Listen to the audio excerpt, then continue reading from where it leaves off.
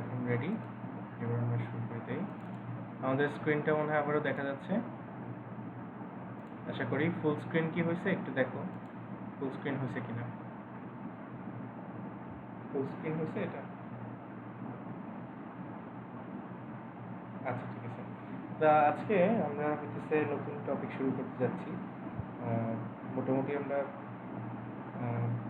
Pre stress জিনিসটা কি বুঝতে পারছি এতদিনে, প্রি টেনশনিং, পোস্ট টেনশনিং এগুলো মোটামুটি বুঝছি। তো এখন আমাদের খুব ইম্পর্ট্যান্ট একটা টপিক, সেটা হচ্ছে আমাদের লসেস অফ প্রি স্ট্রেস অথবা প্রি স্ট্রেস লস। লসটা কীরকম আমরা একটু দেখি। Loss in pre-stress is the difference between initial pre-stress and the effective pre-stress. অর্থাৎ আমরা যে অঙ্কগুলো করছি এতদিন, ওখানে আমরা দেখতাম যে আমরা যে প্রি-স্ট্রেসিং ফোর্সের একটা ভ্যালু দিতাম, হ্যাঁ। ওই সময় কিন্তু আমরা অলওয়েজ বলতাম ইফেক্টিভ প্রি-স্ট্রেস, খেয়াল করবা সবসময় একটা ইফেক্টিভ প্রি-স্ট্রেস বলতাম, হ্যাঁ। আমরা হয়তো একটা নির্দিষ্ট প্রি-স্ট্রেস ফোর্স অ্যাপ্লাই করছি, কিন্তু দেখা যায় যে বিভিন্ন লসের কারণে ওই পুরা প্রি-স্ট্রেস ফোর্সটা স্ট্রাকচারটা বা কম্পোনেন্টটা নিতে পারে না, হ্যাঁ। কিছুটা লস হয়ে যায়, বিভিন্ন কারণে লস হয়ে যায়। ওই লসটাকেই আমরা বলতেছি প্রি-স্ট্রেস লস। আচ্ছা, এখন এই লসটার কারণে কি হয়, কি সমস্যা হতে পারে? মেইনলি যেটা হয়, লস অফ প্রি-স্ট্রেস এফেক্টস দি, দেখো, দি স্ট্রেংথ অফ দ্য মেম্বার, অর্থাৎ স্ট্রেংথটাও কিন্তু লসটা কমায় আনতেছে। আর হইতেছে গিয়ে তোমার মেম্বার সার্ভিসেবিলিটি, অর্থাৎ মেম্বারটা যে অনেক দিন ধরে থাকবে, এই লসটার কারণে ওভারঅল তার সার্ভিসেবিলিটিও কমে যাচ্ছে, ঠিক আছে। তো এটা আমাদের মেইন প্রবলেম এই প্রি-স্ট্রেস লস নিয়ে। তো এরপরে আমরা একটু মুভ অন করি যে কী টাইপের প্রি-স্ট্রেস লস আমাদের আছে। আচ্ছা, তো ফার্স্ট অফ অল দেখো, losses of prestress is classified into two types. Number 1, immediate losses, and number 2, time dependent losses. Immediate loss নামটা থেকেই বোঝা যাচ্ছে যে তোমার এটা হইতেছে গিয়ে তোমার জাস্ট প্রি-স্ট্রেস করার সাথে সাথে যে লসটা ডেভেলপ করে সেটাই আমাদের হইতেছে প্রি-স্ট্রেস লস। দেখো, immediate losses occur during prestressing of tendons and transfer of prestress to concrete member.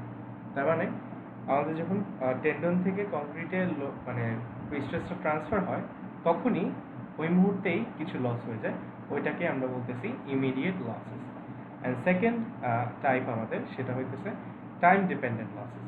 Time dependent loss নামটা থেকে বোঝা যাচ্ছে যে এটা হইতেছে কি, আমরা স্ট্রাকচারটা টোটালি বানায় ফেলছি, সাপোজ একটা ব্রিজ বানায় ফেলছি প্রি-স্ট্রেস দিয়ে, অথবা একটা ফ্লাইওভার কিছু একটা বানায় ফেলছি, বানানোর পরে যখন এটা সার্ভিসে মানে কি বলে, যখন সার্ভিস হিসেবে ইউজ হবে, মানে গাড়ি ঘোড়ার উপর দিয়ে চলবে, তখন ওই সময় যে লসেসগুলো ডেভেলপ করে প্রি-স্ট্রেসিংয়ের ক্ষেত্রে, সেটাই হইতেছে আমাদের টাইম ডিপেন্ডেন্ট লসেস, ঠিক আছে। তো আপাতত ব্রডলি আমরা এভাবে ক্লাসিফাই করতে পারি।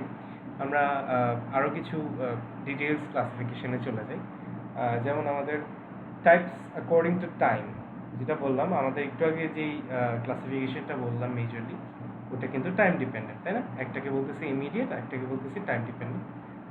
এটা কিন্তু টাইমের উপর বেস করে এই লসগুলোকে ক্লাসিফাই করলাম। এখন ইমিডিয়েট লসগুলা মেইনলি আমাদের 3 প্রকার হয়ে থাকে।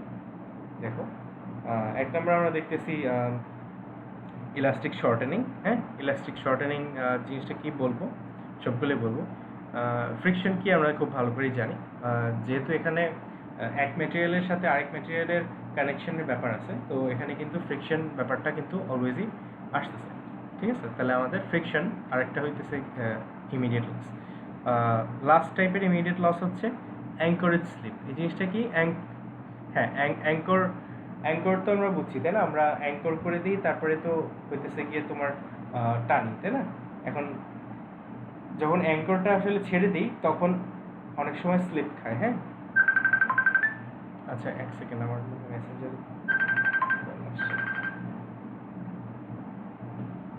একটু ওয়েট করো, এক সেকেন্ড। সুব্রত স্যার ফোন দিছে, এক সেকেন্ড খালি একটু পজ করো। হ্যালো, আসসালামু আলাইকুম। হ্যাঁ, শুধু ভাই, একটা ক্লাসের মধ্যে আছি, হ্যাঁ হ্যাঁ, বলেন বলেন বলেন। হ্যাঁ, ইউটেক্স ক্লাস চলতেছে আর কি, এই 7:30টায় শেষ হয়ে যাবে। বলেন তো। হ্যাঁ হ্যাঁ হ্যাঁ, জাস্ট 7:30টায় শেষ হবে। আচ্ছা ঠিক আছে, ঠিক আছে, থ্যাংক ইউ। আচ্ছা, সরি ইনকনভিনিয়েন্সের জন্য। আচ্ছা, স্লাইড তো দেখা যাচ্ছে আবারও না? আচ্ছা আচ্ছা, এরপরে আমরা দেখতেছিলাম টাইম ডিপেন্ডেন্ট লসেসের ভিতরে ইলাস্টিক শর্টনিং, ইমিডিয়েট লসে elastic shortening, friction, anchorage slip. Anchorage স্লিপে যেটা বলতেছিলাম যে অ্যাঙ্কর করে আমরা তো ওটাকে টান টান করে রাখি, এরপর যখন জাস্ট অ্যাঙ্করটা ছেড়ে দেই তখন হইতেছে গিয়ে অনেক সময় স্লিপ খায়, ঠিক আছে? অনেক সময় টেন্ডনটা স্লিপ খেয়ে কিছুটা স্ট্রেসের লস ঘটে যায়, হ্যাঁ, ওটাই আমাদের অ্যাঙ্করেজ স্লিপ। ওটা আমরা ডিটেলসে মোটামুটি যতটুকু শেখা যায় শেখার চেষ্টা করব। এরপর টাইম ডিপেন্ডেন্ট লসেসের ভিতরে দেখো আছে ক্রিপ, শ্রিঙ্কেজ, রিল্যাক্সেশন। এগুলো কিন্তু সবই নর্মাল কংক্রিটেও থাকে, তাই না? এগুলো কিন্তু কোনোটাই মানে মানে অপরিচিত না তোমাদের কাছে। ক্রিপ সম্পর্কে আমাদের ধারণা আছে যে একটা নির্দিষ্ট অ্যামাউন্ট লোড যদি অনেকদিন ধরে একটা বডির উপর অ্যাক্ট করে তখনই হচ্ছে কি ক্রিপ লস হয়, এটা আমরা জানি, ক্রিপের ব্যাপারটা আমরা অবগত। দেন আসতে আসতে শ্রিঙ্কেজও আমরা মোটামুটি জানি, রিল্যাক্সেশনও মোটামুটি শুনছি, এগুলো সব কংক্রিটেরই প্রপার্টি। যাই হোক, এরপরে আমরা যদি পরবর্তী স্লাইডে একটু মুভ অন করি, দেখো টাইপ অ্যাকর্ডিং টু ম্যাটেরিয়াল। এখন ম্যাটেরিয়াল ওয়াইজ ও হচ্ছে গিয়ে কিছু তোমার লসেস হয়, এগুলো আসলে ঘুরে ফিরে যে টোটাল লসগুলো বলছি ওগুলাই জাস্ট কংক্রিটের, যেহেতু আমাদের দুইটা ম্যাটেরিয়াল কংক্রিট আর স্টিল, এই এক একটার উপর মানে কংক্রিটের ম্যাটেরিয়াল আর স্টিলের ম্যাটেরিয়াল এই দুইটার উপর বেস করে আমরা আবার এটাকে ক্লাসিফাই করতে পারি। যেমন ইলাস্টিক শর্টেনিং, ক্রিপ আর শ্রিঙ্কেজ এই তিনটেই কংক্রিটের ভিতরে হয়, হ্যাঁ, আর স্টিলের ভিতরে এই ফ্রিকশনটা হয়, অ্যাঙ্করেজ স্লিপটাও স্টিলে হয়, রিল্যাক্সেশনটাও স্টিলে, তিনটেই স্টিলে হয়, আর ওই তিনটা হচ্ছে কি সব কংক্রিটে হয়। তো আমরা যদি বলি যে ম্যাটেরিয়াল অনুযায়ী এটাকে ক্লাসিফাই করো তাহলে আমরা এভাবে ক্লাসিফিকেশন করব। একই কথা কিন্তু, হ্যাঁ, আমরা প্রকারভেদ কিন্তু মোট 6 প্রকারই দেখতেছি, হ্যাঁ, ঘুরে ফিরে, বাট একটা হচ্ছে টাইমের রেসপেক্টে আর একটা হচ্ছে ম্যাটেরিয়াল রেসপেক্টে। যাই হোক, আমরা এরপরেরটাতে যাই। দেখো types of pre tracing system, যেটা আমরা আগেই পড়ে আসছি, এটা আমাদের অজানা কিছু না। প্রি টেনশনিং আর পোস্ট টেনশনিং কি এটা আমরা খুব ভালো করে জানি, খুব তাড়াতাড়ি দেখতেছি।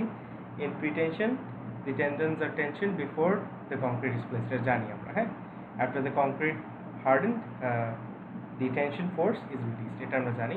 আর পোস্ট টেনশনিং এর বেলায় the tendons are tensioned after the concrete has hardened, দুইটাই আমরা আমাদের জানা আছে, এটা কোনো কিছু ডিফারেন্ট না। বাট লসেসের ক্ষেত্রেও এই প্রি টেনশনিং আর পোস্ট টেনশনিং এর উপর বেস করে এই লসেসগুলোও কোনোটা থাকবে বা থাকবে না এরকম দেখবো আমরা। দেখি, দেখো এই যে এখানে প্রি টেনশনিংয়ের একটা এক্সাম্পল দেখানো যাচ্ছে আর কি। প্রি টেনশন ইলেকট্রিক পোল বানাইছে, হ্যাঁ, এখানে ছবিটা অত ক্লিয়ারলি দেখা যাচ্ছে না, বাট এগুলো সব প্রি টেনশন মেম্বার, হ্যাঁ, মানে একবারে আমি হচ্ছে গিয়ে রডটা দিয়ে কংক্রিট কাজ করে বানায় ফেলছি আর কি, এখানে অতটা দেখা যাচ্ছে না। পরে হইতেছে গিয়ে, হ্যাঁ, এগুলো তো দেখছোই, হ্যাঁ, এগুলো বক্স কাটারের পোস্ট টেনশনিং, এগুলো ঢাকা শহরে যে চলছো ফ্লাইওভার বানানোর সময় বহুতবার দেখার কথা, ঠিক আছে। এগুলো এই যে আগেই ডাক্টগুলো থাকে আর পরে এগুলোর মধ্যে দিয়ে টেন্ডন দিয়ে দেয়। যাই হোক, এগুলো আমরা জানি, এগুলো আগেই পড়ছি। এবার আমরা দেখি যে losses in various pre tracing system. আমাদের যেহেতু প্রি টেনশনিং আর পোস্ট টেনশনিং দুই ধরনের সিস্টেম পড়ছি আমরা। দেখো এই লসগুলা কোনটাতে বেশি গভর্ন করে কোনটাতে কম গভর্ন করে, এটার একটা মানে কম্পারেবল একটা চার্ট আমরা মানে এখানে দেখতে পাচ্ছি। দেখো ইলাস্টিক শর্টেনিং যেটা, সেটা হইতেছে গিয়ে প্রি টেনশনিংয়ে, আচ্ছা আগে একটু একটু করে বলে দিই তাহলে, হ্যাঁ, যেহেতু আমরা এখন ডিটেলসে যাচ্ছি না, এই আজকে আর খুব ডিটেলসে যাব না, জাস্ট একটু করে বলে দিই। ইলাস্টিক শর্টনিং আমরা দেখলাম যে এটা হচ্ছে কি কংক্রিটের প্রপার্টি, হ্যাঁ। ইলাস্টিক শর্টনিংয়ের অর্থ হচ্ছে কংক্রিটটা যখন কাস্ট হয়ে যায় তখন শুকানোর পর কিছুটা শর্টেন্ড হয়ে যায়, হ্যাঁ, ওই শর্টেন্ড হওয়াটাকেই বলা হচ্ছে ইলাস্টিক শর্টনিং। তো ওই ইলাস্টিক শর্টনিং হওয়ার কারণে কংক্রিট যেহেতু মানে চুপসে যাচ্ছে, তার সাথে কিন্তু রডটা একটু চুপসে যাবে, তার মানে যে টেনশনটা রড দিচ্ছিল সে কিন্তু বিপরীত দিক থেকে ওই শর্টেনিংয়ের কারণে একটা প্রেশার পেয়ে ওই টেনশনটাকে কমায় দিচ্ছে, হ্যাঁ। জিনিসটা কি আমরা বুঝতে পারতেছি কিনা জানি না, আমি একটু তাহলে তোমাকে একে দেখানোর চেষ্টা করি। আচ্ছা, এই স্ক্রিনটা কি দেখা যাচ্ছে?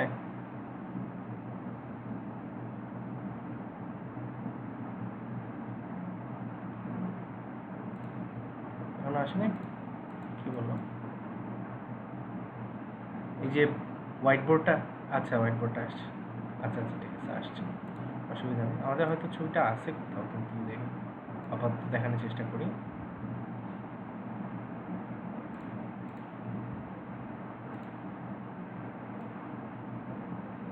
আমাদের তো এইভাবে টেনশন করা থাকে। এখন চিন্তা করো যে দুই দিক থেকে আমাদের একটা অ্যামাউন্ট অফ ফোর্স আসতেছে। হ্যাঁ, আমাদের সাপোজ এদিকে একটা ফোর্স, আবার তোমার এদিকে একটা, হ্যাঁ টেনশন, মানে টেনে তো ধরছি এটাকে, টেনশন আসতেছে, তাই না? আচ্ছা, এভাবে চিন্তা না করে আমরা একটা কাজ করি,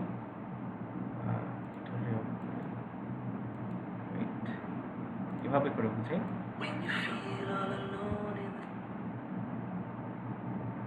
আচ্ছা, টেনশনটা এভাবে করে দেখাই আমরা। হ্যাঁ, টেনশনটা এভাবে, সরি এটা দিয়ে বোঝা যাচ্ছে না।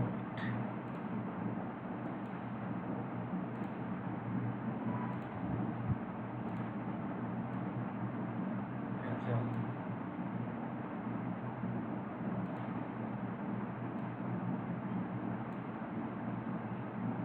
একটু মিউট করে রেখো তোমরা। আচ্ছা, যেটা বলতেছিলাম, রড কিন্তু এভাবে করে টেনশন হচ্ছে। হ্যাঁ, এখন কংক্রিট যদি কিছুটা শর্ট এন্ড হয়ে যায়, খেয়াল করো, তাহলে ওর এখন যা শেপ, ও তার থেকে আরেকটু শর্ট হয়ে যাবে, তাই না? অর্থাৎ ওর শেপটা ধরো এখন এরকম হয়ে যাবে, তাই না? হ্যাঁ, ওর শেপটা কিন্তু চেঞ্জ হয়ে যাবে, এই যে ছোট হয়ে যাবে। তাহলে ও কি দুই সাইড দিয়ে একটু প্রেশার ফিল করবে না? খেয়াল করো তো, ও কি দুই সাইড দিয়ে একটু প্রেশার ফিল করবে না? অবশ্যই ফিল করবে। হ্যাঁ, তাহলে ওই প্রেশারটা ফিল করার কারণে ওর কিন্তু ইফেক্টিভ টেনশনটা কি কমে যাচ্ছে না? মানে এখানে যদি 100 নিউটন হয় বা 1000 নিউটন হয়, আর এখানে যদি 10 নিউটন এই শ্রিঙ্কেজের জন্য চাপ খায়, তাহলে কিন্তু ইফেক্টিভ টেনশনটা কমে যাচ্ছে। ঠিক আছে, বুঝতে পারছি ব্যাপারটা? তার মানে লসেসের কারণে আলটিমেটলি ইফেক্টিভ টেনশনটা আমাদের কমে যাচ্ছে আর কি। আমরা আবার স্লাইডে চলে যাই। ওকে, তার মানে দেখো, ইলাস্টিক শর্টেনিং প্রি টেনশনিংয়ের ক্ষেত্রে এটা গভর্ন করে। হ্যাঁ, কারণ হইতেছে ওই প্রি টেনশনিংয়ের ক্ষেত্রেই যেহেতু আমরা রডটা টানার পরে কংক্রিটটা কাস্ট করি, তারপরে হার্ডেন হয়ে গেলে ছেড়ে দিই, হার্ডেন হওয়ার সময় হইতেছে কি শ্রিঙ্কেজটা ঘটে, আর এই ইলাস্টিক শর্টেনিংটা হয়। এরপরে দেখো, পোস্ট টেনশনিংয়ের বেলায় কিন্তু আমাদের একটু ডিফারেন্স আছে। দেখো, পোস্ট টেনশনিংয়ের ক্ষেত্রে আমাদের ইলাস্টিক শর্টেনিংয়ের লসটা আসতেও পারে, আবার নাও আসতে পারে। যদি আসে, কখন আসবে দেখো, নো, নো মানে হচ্ছে এখানে লস হবে না if all the cables are simultaneously tensioned. অর্থাৎ সবগুলা কেবলকে যদি একসাথে টেনশন দিই, দেখো খেয়াল করে, এখানে কিন্তু কংক্রিটটা অনেক আগে কাস্ট করা হয়ে গেছে। হ্যাঁ, অনেক আগে কাস্ট করে এটা কিন্তু শুকায় গেছে, এটা যা শর্টনিং হওয়া হয়ে গেছে। ঠিক আছে, এটা কিন্তু আর শর্টনিংয়ের কাহিনিটা আসার কথা না, তাই না? তো সেক্ষেত্রে আমরা যদি সবগুলো কেবল নিয়ে একসাথে টেনশন করে ফেলি, তাহলে এই শর্টেনিংয়ের কারণে কোনো লস হবে না পোস্ট টেনশনিংয়ে। বুঝো কিন্তু ভালো করে। হ্যাঁ, but if the wires are tensioned in stages, loss will exist. হ্যাঁ, অর্থাৎ আমাদের যদি ধরো টেন্ডেনের ভিতরে 5টা ওয়্যার আছে, ঠিক আছে, তো তুমি কি করলা, একটা একটা করে ওয়্যার টেনশন করলা। হ্যাঁ, তো যেহেতু একটা করলা, একটা করাতে কিন্তু ওভারঅল একটা টেনশন কাজ করলো। হ্যাঁ, কংক্রিট একটা টেনশন পাইলো, এরপরে আরেকটা করলা, তাহলে কংক্রিট আরেকটা টেনশন পাইলো। মানে দেখা গেল যে বাই স্টেজেস তোমার এই ইলাস্টিক শর্টেনিং হইতে থাকে। বুঝছো ব্যাপারটা? মানে আমি তোমাদেরকে যদি ভিজুয়ালাইজ করাতে চাই, আমরা আবার ওই স্ক্রিনে চলে যাই। এই স্ক্রিনে দেখো, সাপোজ আমাদের অনেকগুলো টেন্ডন আছে, একটু একটু মুছি। হ্যাঁ, এখানে তো ইলাস্টিক শর্টেনিং হবে না, এটা হইতেছে পোস্ট টেনশনিং। দেখো, আমাদের সাপোজ এই 1 নাম্বার রড এটা টানলাম। হ্যাঁ, সেকেন্ড আরেকটা রড আনলাম, তারপর ওটাকে টানলাম, তারপর ওটাকে টানলাম। ঠিক আছে, তো এখন অসুবিধাটা যেটা হবে, এই প্রথম ফোর্সটা যখন টানলাম না, এটা ধরো 1 নাম্বার টেন্ডন, লালটা হচ্ছে 1 নাম্বার টেন্ডন আর খয়েরিটা হচ্ছে চকলেট কালারটা হচ্ছে তোমার 2 নাম্বার টেন্ডন। ফার্স্ট টেন্ডনটাকে যখন টানলাম তখন কিন্তু কংক্রিট একটা ছোট্ট প্রেসার খাবে, কংক্রিট একটা খুব ছোট পরিমাণ প্রেসার কিন্তু তখন সে খাচ্ছে প্রথম যখন টেন্ডনটা গেল, ঠিক আছে? তো তখন যখন সেকেন্ড টেন্ডনটা যখন টান খাইতে গেল তখন কিন্তু সে পুরোটা দিতে পারতেছে না, বিকজ ওই ওই ফার্স্ট লাল টেন্ডনের কারণে এই কংক্রিট একটা বিপরীত দিকে প্রেসার ক্রিয়েট করে ফেলতেছে, বুঝছো?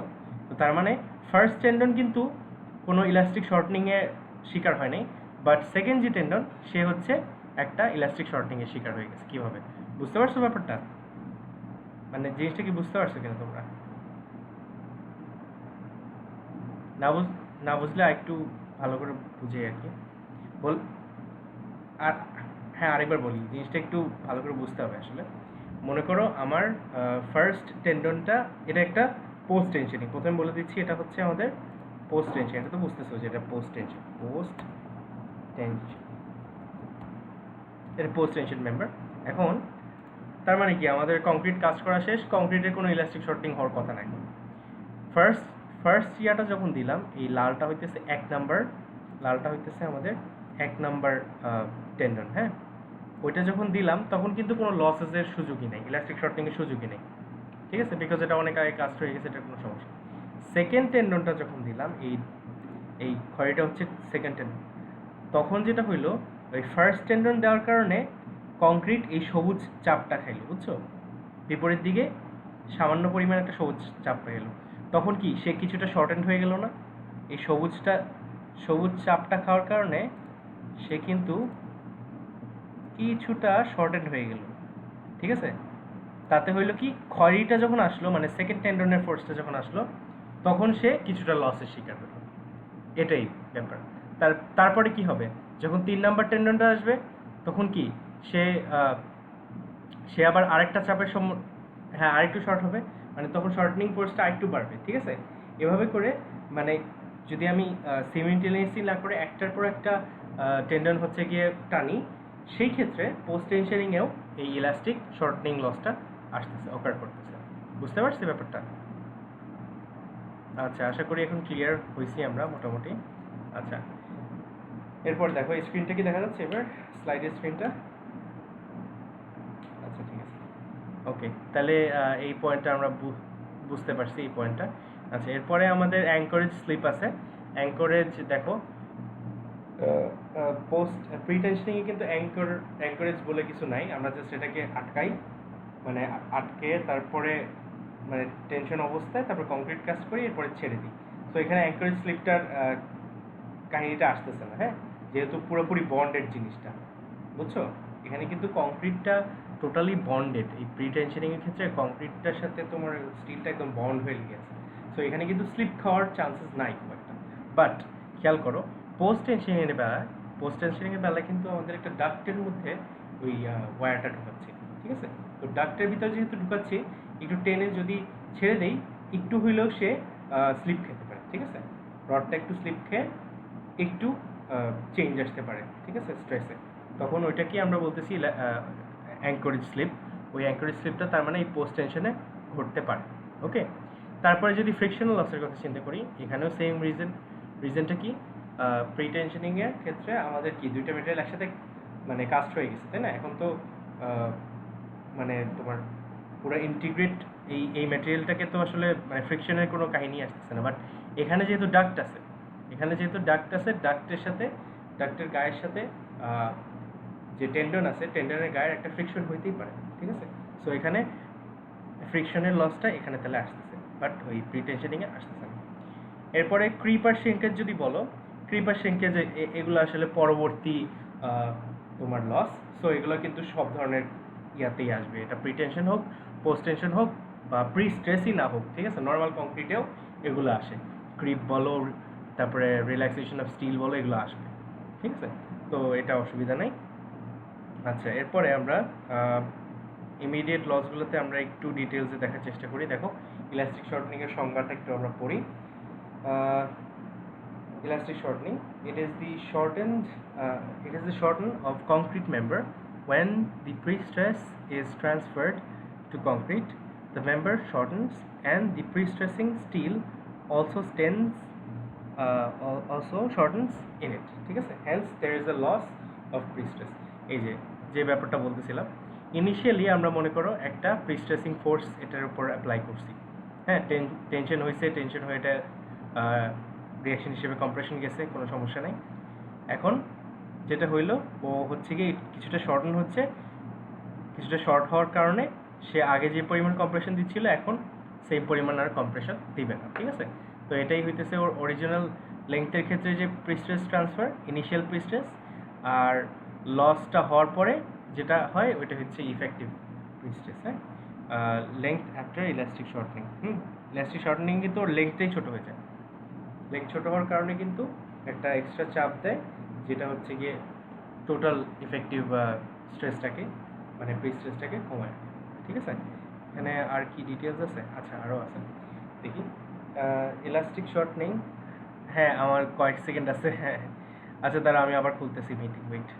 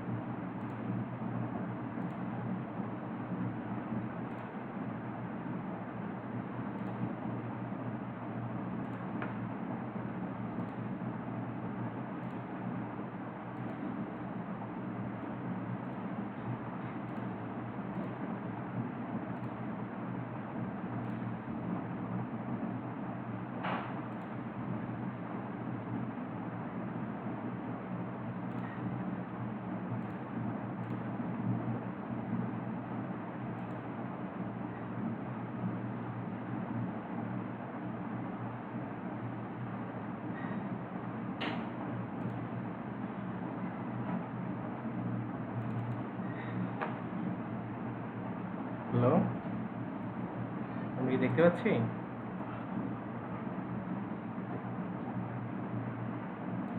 আচ্ছা, ঠিক আছে, সমস্যা নাই। আমরা কোচিং ছিলাম, ইলাস্টিক শর্টিংয়ে ছিলাম। আমাদের ম্যাথস আছে, হ্যাঁ, ইলাস্টিক শর্টিংয়ের ম্যাথ আছে, আরও দু একটা প্রসেসের ম্যাথ আছে, ওগুলো করবো আমরা। আজকে কোনো ম্যাথ শিখতেছি না, আজকে আপাতত জাস্ট লসগুলো সম্পর্কে একটু পরিচিত হচ্ছে। হ্যাঁ, আচ্ছা, এরপরে আমাদের হইতেছে elastic shortening at pretension member, এটা সম্পর্কে একটু জানি। কি বলছে দেখো, when the tendons are cut and the pre-stressing force is transferred to the member, concrete undergoes immediate shortening due to pre-stress.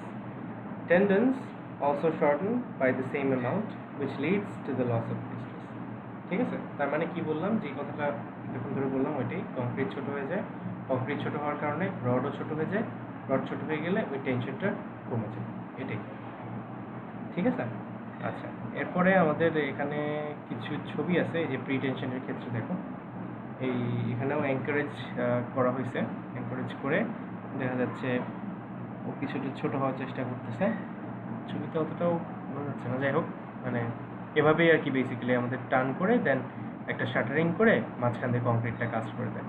ঠিক আছে, এরপর যখন আমি টেনশনটা দিই, এটা হার্ডেন হওয়ার পরে তখন দেখা যায় সে কিছুটা শর্ট হয়ে যায়।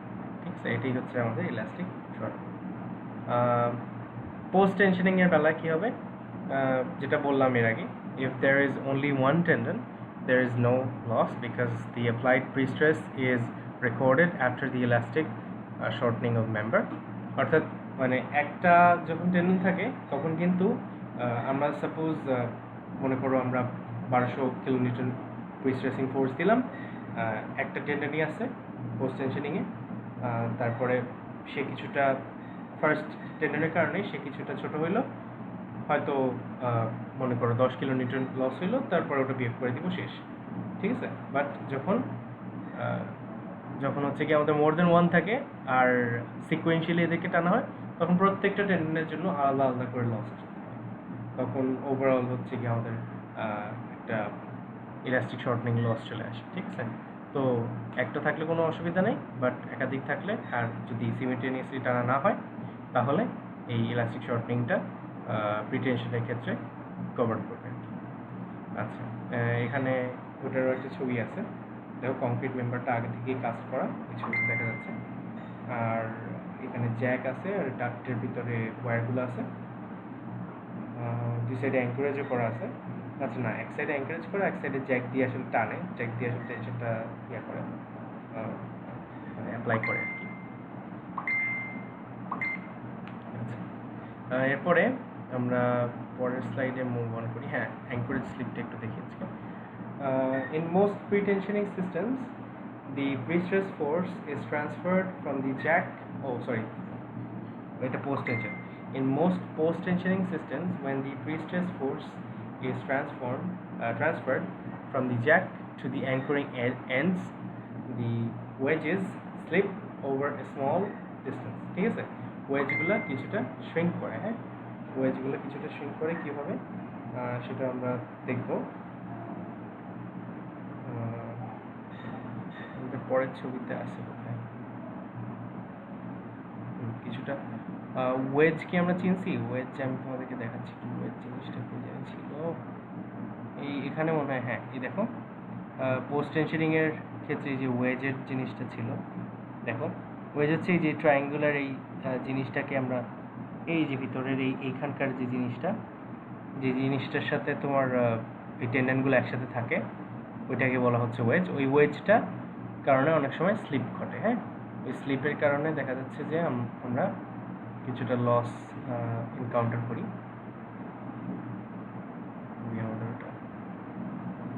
আচ্ছা হ্যাঁ, এবার কি বলে, the wedge slips over small distance, ছোটো একটা ডিস্টেন্সে ওই ওয়েজটা স্লিপ করে যায়। Loss of prestress is due to the consequent reduction in the length of the tendon. হ্যাঁ, loss of prestress is due to the consequent, তার মানে দেখা যায় স্লিপের কারণে টেন্ডনের ইফেক্টিভ লেংথটাও কিছুটা ছোট হয়ে আসতে পারে অনেক সময়, তো সেটার জন্য হইতেছে গিয়ে কিছুটা লস আসে। Amount of slip depends on the anchorage system. এখন অ্যাঙ্কারেজ সিস্টেমও বিভিন্ন টাইপের হয়ে থাকে, কিছু আছে মেকানিক্যাল, কিছু আছে অটোমেটিক, আবার কিছু আছে খুবই ম্যানুয়াল। এগুলো আমাদের অত ডিটেলস নাই, আমরা জাস্ট জেনে রাখি যে এই সিস্টেমের উপর ডিপেন্ড করে। যাই হোক, আমরা এখানে একটা নতুন জিনিস দেখব, দেখো force variation diagrams for various stages. Force variation diagram বলতে আসলে আমরা কি বলছি, সাপোজ এখানে আমাদের রাইট এন্ডে আমাদের যে এই সাইডের রাইট এন্ড আছে, রাইট এন্ড থেকে স্ট্রেচ করা হচ্ছে, হ্যাঁ, রাইট এন্ড থেকে যদি স্ট্রেচ করা হয়, দেখো আমরা যদি এরকম একটা ডায়াগ্রাম আঁকি, যেরকম এসএফডিভিএমডি আঁকি, ওরকম এফভিডি বলে এগুলোকে, এফভিডি ডায়াগ্রাম, ফোর্স ভেরিয়েশন ডায়াগ্রাম বলি, মানে ফোর্সটা কীভাবে ভ্যারি করতেছে। দেখো যদি আমরা রাইট এন্ড থেকে পুল করি, খেয়াল করো, রাইট এন্ড থেকে পুল করা হলে এই সাইডের টেন্ডনগুলো সবচেয়ে বেশি ফোর্স পাবে, আর যতই এদিকে রাইট থেকে লেফটের দিকে যেতে থাকবো ততই কিন্তু ফোর্সের মানটা কমতে থাকবে। সো ভেরিয়েশনটা কিন্তু মোটামুটি লিনিয়ার এরকম একটা ভেরিয়েশন হবে, স্ট্রেট লাইন, আর এটা তো স্লোপই হবে, হরিজন্টাল হবে না, কারণ এখানে যেই এন্ডে টানতেছি ওই সাইডে টেনশনটা বেশি, আর এই সাইডে কিন্তু কন্টিনিউয়াসলি টেনশনটা একটু একটু একটু করে কমতে থাকে। সো আমরা হইতেছে এরকম একটা ডায়াগ্রাম পাবো। তো অ্যাঙ্কারেজ স্লিপ হলে যেটা হয়, দেখো এটা টোটালি স্ট্রেট লাইন না হয়ে এখানে গিয়ে আবার হরিজন্টাল হয়ে যায়, অর্থাৎ এখানে যে যখন স্লিপ খেয়ে যায় তখন মোটামুটি এই লেভেলে যতটুকু স্ট্রেস আছে, মানে যতটুকু টেনশন থ্রু আউট এই এন্ড পর্যন্ত অতটুকু টেনশনই কাজ করে, হ্যাঁ, তখন এক্সট্রা ওই যতটুকু বাড়ার কথা ছিল অতটুকু আর বাড়ে না। সো এই ক্ষেত্রে আমরা যে লসটা পাই ওইটাই আমাদের আসলে অ্যাঙ্করেজ স্লিপ দেখাচ্ছে।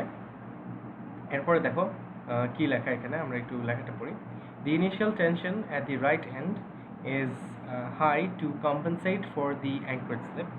It corresponds to about initial pre-stress. আচ্ছা, ফার্স্টে আমরা যেই ইয়াটা দিচ্ছি, ফার্স্টে আমরা যদি অ্যাঙ্করেজ স্লিপটা চিন্তা না করি তখন যেই প্রি-স্ট্রেসিং ফোর্সটা এই ডায়াগ্রাম থেকে দেখা যাচ্ছে, দেখো আমাদের এই যে এটার যে টপ মোস্ট ভ্যালুটা না, এটাই কিন্তু আমাদের প্রি-স্ট্রেসিং ফোর্সটা। সো এই ভ্যালুটাই হচ্ছে আমাদের প্রি-স্ট্রেসিং ফোর্স ডায়াগ্রাম থেকে যদি আমরা বলতে চাই। আর এখানে তোমার হচ্ছে গিয়ে এটাই হওয়া উচিত যদি কোনো মানে স্লিপ না হইতো, অ্যাঙ্করেজ স্লিপ না হইতো। After anchorage slip the FVD drops near the right end till the length L-set. L-set বলে একটা লেংথ আছে, মানে L-set এর লেংথটা হইতেছে তোমার, আমি যদি এখানে একটু দেখাতে চাই অ্যানোটেশনগুলো কোথায়, হ্যাঁ এই লেংথটা বেসিক্যালি, এই লেংথটাকে আমরা L-set বলতেছি, হ্যাঁ L-set সেটিং লেংথ বলি, হ্যাঁ এই লেংথটার পরে হইতেছে গিয়ে এই ভ্যালুটা, এই ডায়াগ্রামে এই ভ্যালুটা হরিজন্টাল হয়ে যায়, অর্থাৎ স্লিপের কারণে ঠিক এতটুকু লস হয়। তাহলে আমাদের প্রি-স্ট্রেসিং লস যদি আমরা বলতে চাই এই ডায়াগ্রাম থেকে সেই লসটা হবে ঠিক এই যে এই এতটুকু ভ্যালু, হ্যাঁ এই ডায়াগ্রাম অনুযায়ী যদি রাইট সাইড কনসিডার করি অনলি, তাহলে এই ভ্যালুটুকুই কিন্তু আমাদের, হ্যাঁ এই ভ্যালুটুকুই কিন্তু আমাদের লসটাকে করেসপন্ড করতেছে, লসটাকে বোঝাচ্ছে, ঠিক আছে। এটা হচ্ছে আমরা যদি রাইট সাইড দিয়ে শুধু টানি। এরপরে আমরা যদি লেফট সাইড দিয়ে টানি, আমরা যদি লেফট সাইড দিয়ে এবার পুল করি, রাইট সাইড দিয়ে পুল করা শেষে এবার লেফট সাইড দিয়ে পুল করি, লেফট সাইডেও সেম হচ্ছে কি একটা ভেরিয়েশন হবে। আফটার স্ট্রেচিং ফ্রম লেফট সাইডে স্ট্রেচ করলে এভাবে করে টান খাবে, সো এখানে ডায়াগ্রামটা উপরের দিকে যাবে।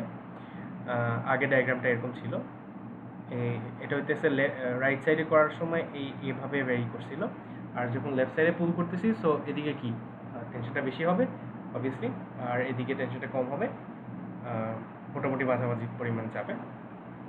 যাই হোক, এরপরে এখানেও যদি আমাদের স্লিপ ঘটে, লেফট সাইডেও যদি অ্যাঙ্করেজ স্লিপ ঘটে, দেখো কি লিখছে এখানে, the initial tension at the left end also corresponds about the initial prestress, অর্থাৎ এখানের মানটাও ইনিশিয়াল প্রি-স্ট্রেসের মানটাকে বোঝাচ্ছে। হ্যাঁ, আমরা যদি ডিনোট করতে চাই, আমাদের হচ্ছে এই ভ্যালুটা কিন্তু আমাদের ইনিশিয়াল প্রি-স্ট্রেস বোঝাচ্ছে, আগে যেরকম এই ভ্যালুটা বোঝাচ্ছে।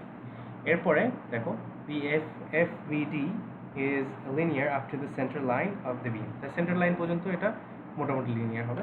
এরপরে after the anchorage slip the FVD drops near the left end till the length set, এখানেও ওই সেটিং লেংথের একটা ব্যাপার আছে। দেখো এখানে যদি আমরা ওই লেংথটাকে বুঝাতে চাই, এই সেটিং লেংথ পর্যন্তই আসলে দেখা যাচ্ছে, এই লেংথটাই হইতেছে এই যে L-set যেটা বলতেছি, L-set এই সেটিং লেংথ পর্যন্ত সে হচ্ছে গিয়ে আবার হরিজন্টাল হয়ে যায়। হ্যাঁ, তো দেখা যায় যে দুইটা ডায়াগ্রাম কম্বাইন করলে মোটামুটিভাবে এরকম একটা ডায়াগ্রাম পাই আমরা যদি ড্র করার চেষ্টা করি, মোটামুটিভাবে এরকম, দেন এটা কিছুটা হরিজন্টাল, দেন এটা কিছুটা এরকম, মানে কাইন্ড অফ এরকম একটা ডায়াগ্রাম পাই, ঠিক আছে। এটা হচ্ছে আমাদের অ্যাঙ্করেজ স্লিপের মানে লেফট আগে রাইট তারপরে লেফট, এরকম অ্যাঙ্করেজ স্লিপ হলে আমাদের এই ডায়াগ্রামগুলোতে, আমাদের FVD ডায়াগ্রামগুলোতে এরকম ক্যারেক্টারিস্টিক শো করে, ঠিক আছে। আশা করি এটা বুঝছি, এটা একটু নতুন টাইপের জিনিস। যাই হোক, এগুলো হয়তো পরীক্ষা অত বেশি দিব না, যাই হোক আমরা ম্যাথই করবো, অসুবিধা নেই, বাট থিওরি হিসেবে এগুলো একটু জানতে হবে। আচ্ছা, এরপরে এখানে কিছু টিপিক্যাল ভ্যালুজ আছে অ্যাঙ্করেজ স্লিপের, যেমন কিছু সিস্টেম আছে, এগুলোকে বলা হয় যে ফ্রেসিনেট সিস্টেম, আবার আছে ম্যাগনেল সিস্টেম,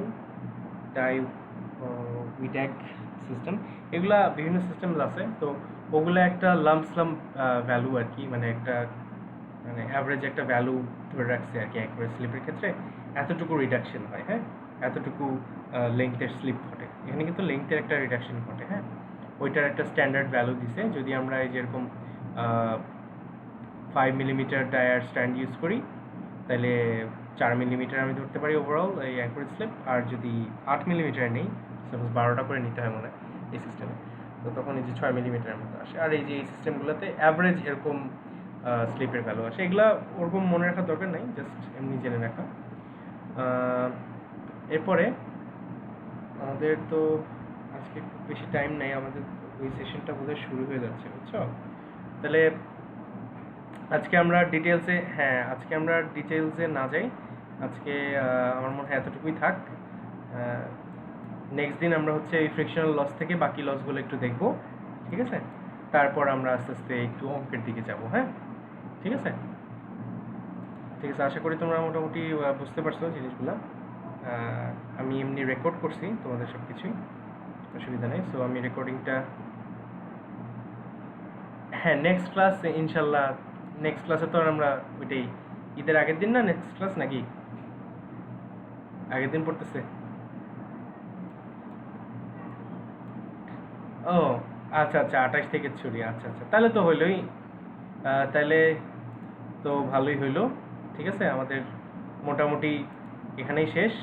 তাহলে ঈদের আগে, আচ্ছা তোমাদের তো কম্পোজিট ক্লাস আছে, তো যাই হোক ওইটা লাস্ট ক্লাস হবে আর কি। হ্যাঁ, তারপরে ইনশাল্লাহ ঈদের পরে, ঠিক আছে। ঈদের আগে মানে তো পরশু দিন, না পরশু কবে, কয় তারিখে পড়ে ওটা? দেখি 28 তারিখেই পড়ে।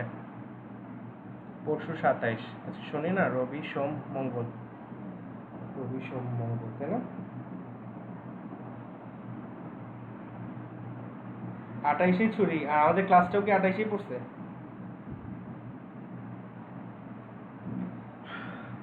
নিলে তো ভালো হইতো। আচ্ছা,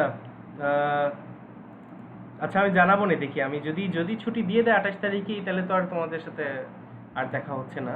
হুম, তাহলে আজকের মতো এতটুকুই থাকুক। তোমাদের ঈদ মোবারক, ঠিক আছে? অগ্রিম ঈদ মোবারক থাকলো। ভালো থেকো সবাই, সুস্থ থেকো, ঠিক আছে? আচ্ছা ঠিক আছে, আম্মা মোবারক তাহলে। ভালো থেকো, হ্যাঁ, ঈদ মোবারক, ভালো থেকো। ওয়ালাইকুম আসসালাম।